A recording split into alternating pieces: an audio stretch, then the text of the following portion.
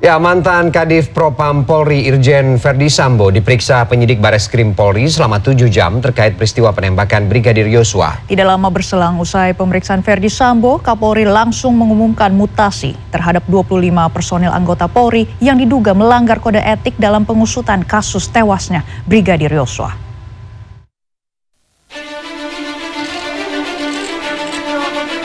Saya saksikan Irjen Polisi Verdi Sambo tiba di Bareskrim Polri Kamis pagi untuk menjalani pemeriksaan oleh penyidik terkait kasus penembakan di rumah dinasnya yang menewaskan Brigadir Yosua pada 8 Juli lalu.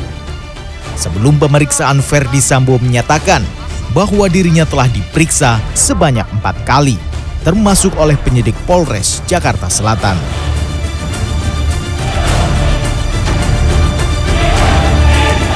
Setelah 7 jam menjalani pemeriksaan oleh tim khusus Bareskrim Mabes Polri, Irjen Pol Verdi Sambo akhirnya keluar dengan pengawalan ketat dari Provos Polri.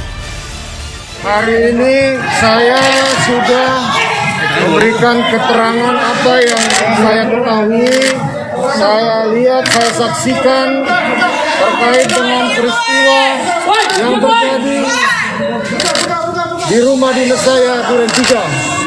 Mari sama-sama kita percayakan kepada tim khusus yang akan menjelaskan secara terang benderang.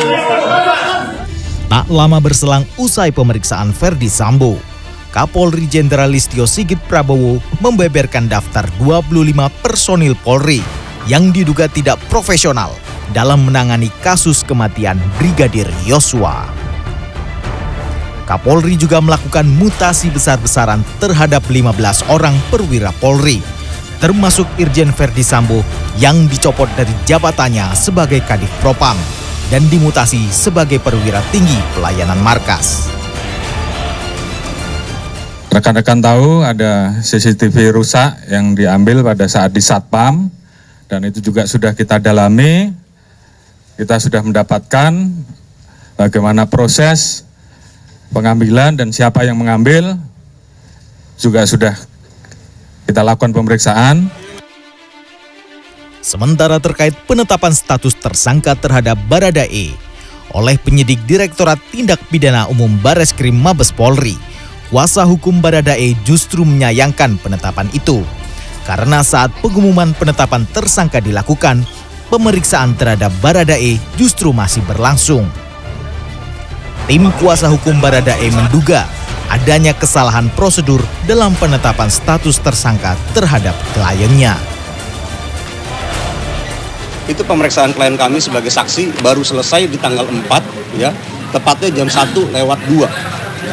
Jadi kami mempertanyakan bagaimana seseorang, ya, yang belum selesai diperiksa sebagai saksi, ya, belum selesai diperiksa sebagai saksi tapi sudah dinyatakan sebagai tersangka. Pihak keluarga Brigadir Yosua saat ditemui Kamis siang merasa yakin bahwa selain Baradae, ada tersangka lain yang terlibat dalam kasus kematian Brigadir Yosua. Keluarga berharap penyidik dapat segera mengungkap otak pelaku yang menyebabkan Brigadir Yosua tewas pada 8 Juli lalu. Tim Liputan CNN Indonesia.